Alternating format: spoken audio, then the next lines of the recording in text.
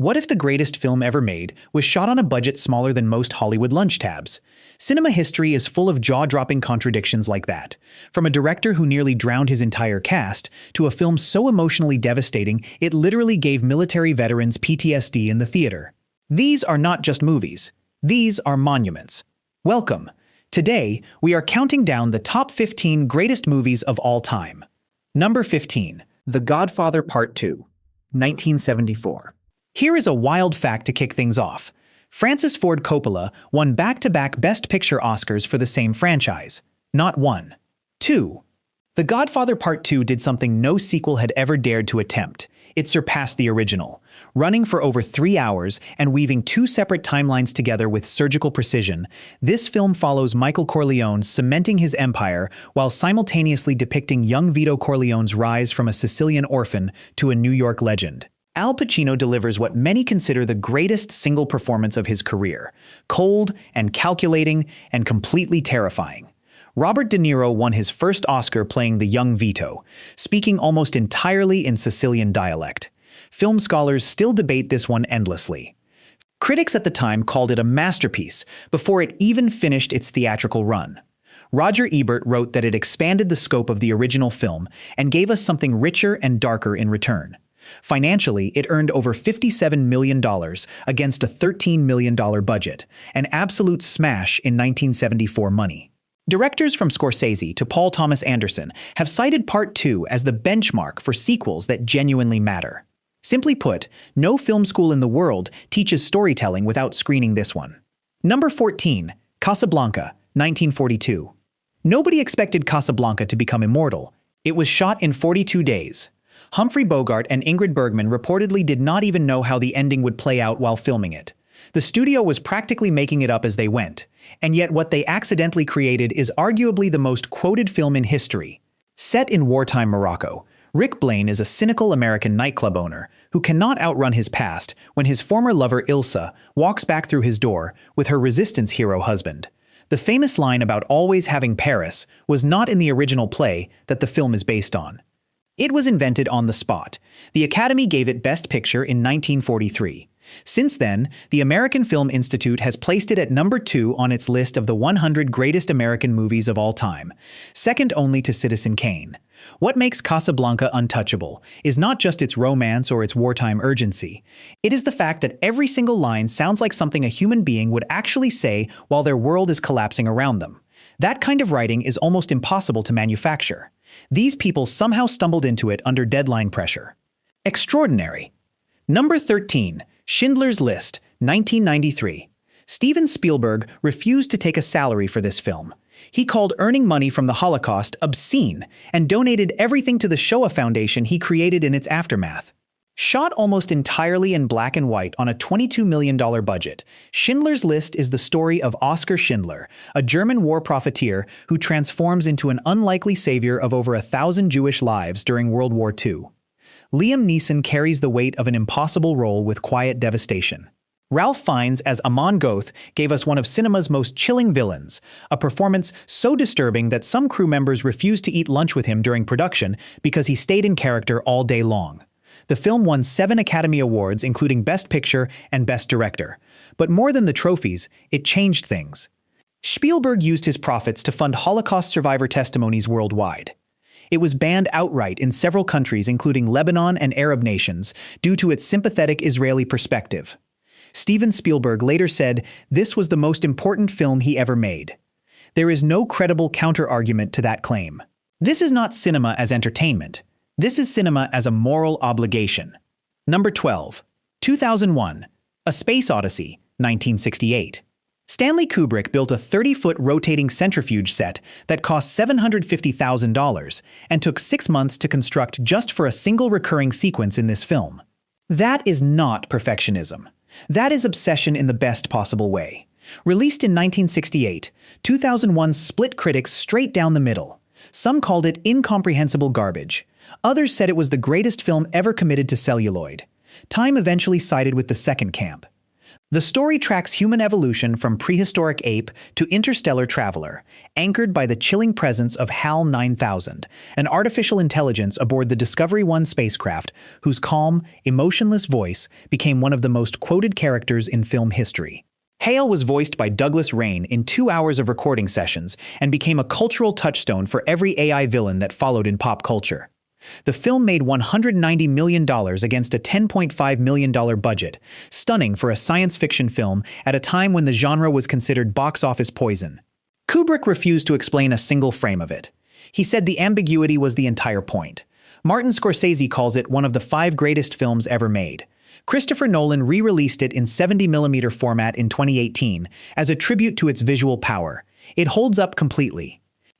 Number 11, City of God, 2002. The most violent neighborhood in Rio de Janeiro. A true story, a cast of mostly non-professional actors recruited directly from the favelas they were depicting, and a budget of roughly $3 million. City of God had no right to be this extraordinary, and yet here it is. Directed by Fernando Meirelles and Katia Lund, the film chronicles 2 decades of crime and survival inside a housing project outside Rio, told from the perspective of a kid who just wants to become a photographer.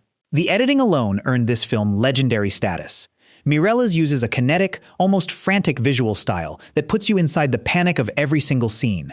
Alexandra Rodriguez in the lead role had never acted before. The film was nominated for 4 Academy Awards, including Best Director and Best Cinematography, remarkable for a foreign-language film. Brazilian critics called it a mirror. American critics called it a masterpiece. The cast went through workshops lasting months to prepare for their roles. Roger Ebert gave it 4 stars and wrote that it announced a major new talent in world cinema and demanded to be seen by anyone serious about film. It became a global sensation, earning over $30 million worldwide against its tiny budget. Nothing in Hollywood that year touched it. Number 10, Goodfellas, 1990. Martin Scorsese was reportedly so committed to capturing authentic mob life in this film that he personally consulted with former FBI agents and real-life wise guys who had since entered witness protection. The result is 146 minutes of pure cinematic electricity. Based on the true story of Henry Hill, a low-level mobster who rose through the ranks of the Lucchese crime family and eventually turned government informant, Goodfellas operates at a pace and energy level that most directors never attempt because most directors cannot sustain it. Ray Liotta is magnetic. Robert De Niro is restrained and terrifying. Joe Pesci won the Oscar for Best Supporting Actor with a performance so convincingly unhinged that some cast members admitted being genuinely afraid of him on set. The famous Copacabana tracking shot was done in one single take, and the restaurant staff had no idea it was coming. Pesci improvised the legendary funny how scene from a real encounter he once had with an actual mobster. Critics at the time placed it immediately among the greatest crime films ever made.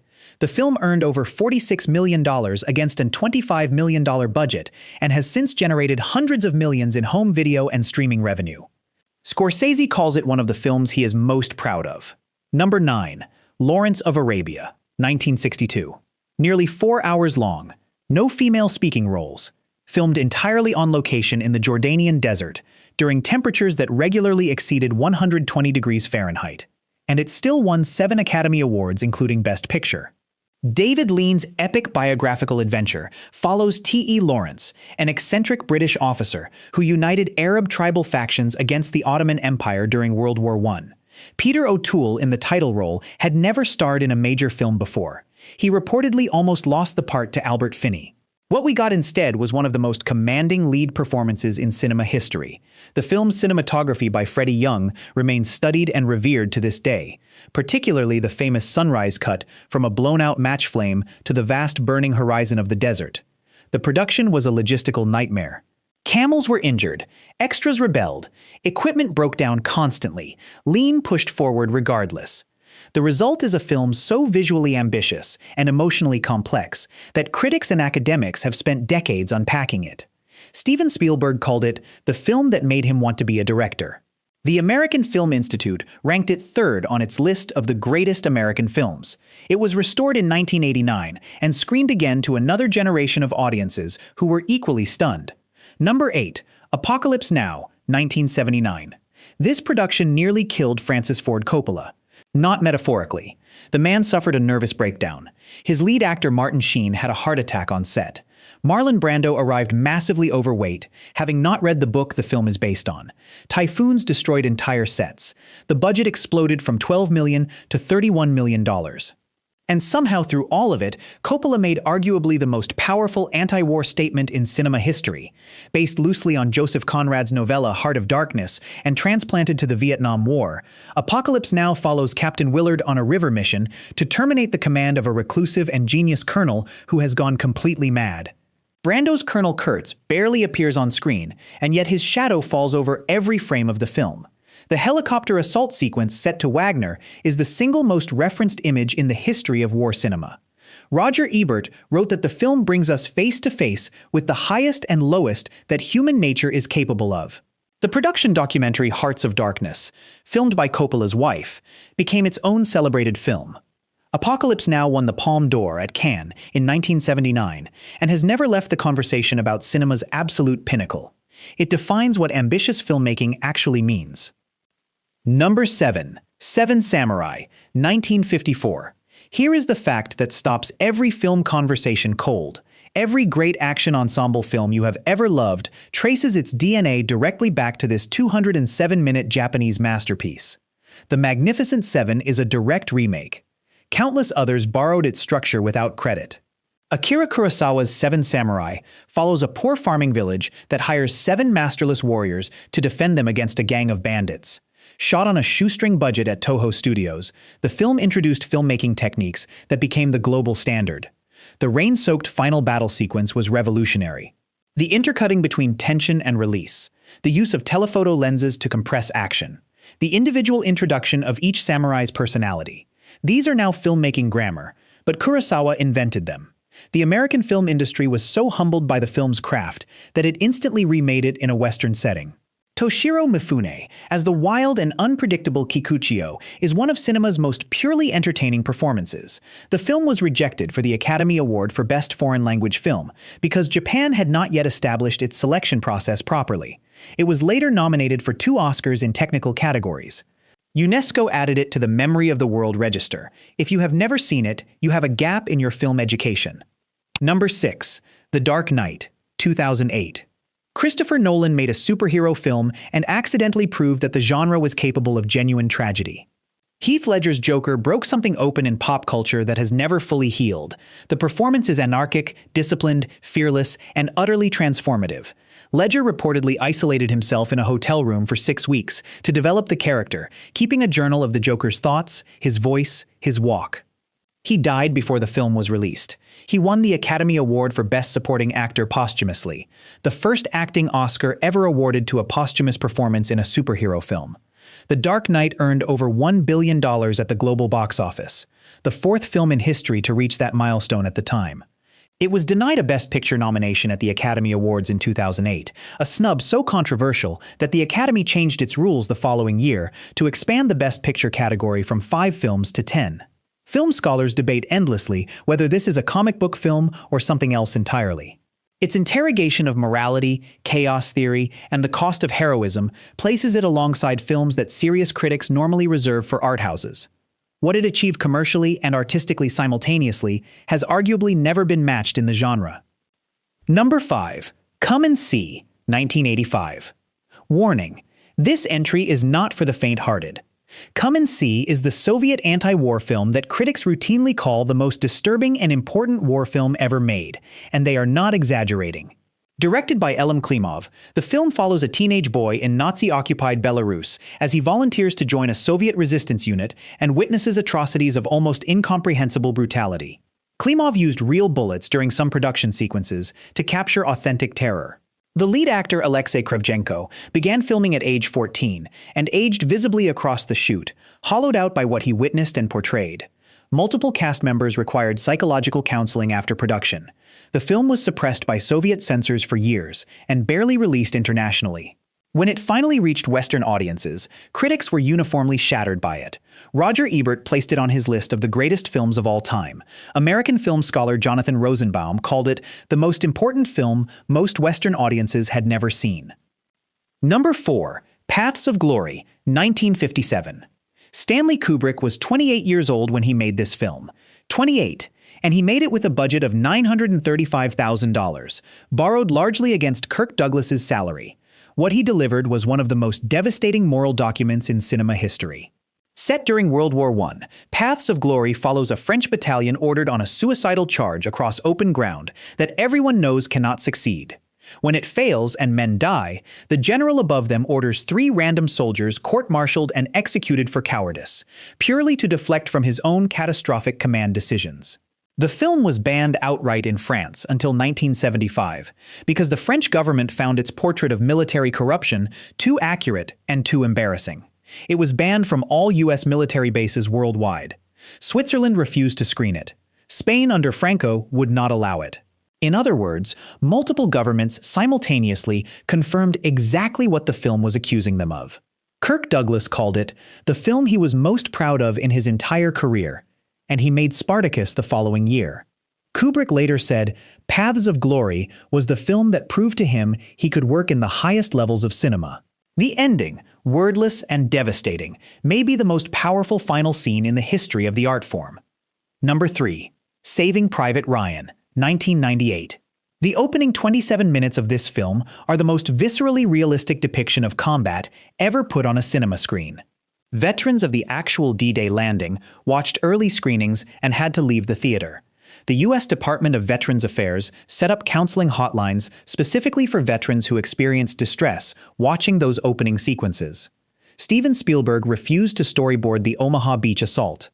He let 1,500 extras and actual amputees fill the frame and simply pointed cameras at the chaos. The result is not cinema in the conventional sense. It is something closer to memory. Tom Hanks as Captain Miller delivers quiet, measured heroism that stands in perfect contrast to the carnage surrounding him. The mission to find and bring home the last surviving Ryan brother sounds almost absurd, until the film makes you feel the weight of that absurdity completely. Saving Private Ryan earned $481 million worldwide against a $70 million budget. It won 5 Academy Awards, but controversially lost Best Picture to Shakespeare in Love, a decision that film historians still debate fiercely. Spielberg said afterward that he felt morally obligated to make the film after visiting the cemeteries of Normandy and understanding what those men had given up. The film is that obligation fulfilled. Number 2. The Godfather, 1972. The studio wanted Ernest Borgnine, or Dustin Hoffman, or even Robert Redford. They did not want Marlon Brando. Paramount executives believed Brando was box office poison and too difficult to work with. They demanded a screen test. Brando stuffed his cheeks with cotton wool, slicked back his hair, and muttered through the test footage in a whisper that no one could quite hear. The room was silent. Then someone said, "That is Vito Corleone. Francis Ford Coppola got his choice." And then Paramount tried to shut the production down 3 separate times during filming. What they were trying to kill was the greatest American film ever made. The Godfather earned $245 million in 1972 alone, making it the highest-grossing film in history at that point. It won Best Picture, Best Actor, and Best Adapted Screenplay at the Academy Awards. Al Pacino, Robert De Niro, Diane Keaton, James Caan, Robert Duvall, this single film launched or transformed every career it touched. The Nino Rota score is so embedded in global culture that it plays automatically in people's heads the moment the word mafia is mentioned.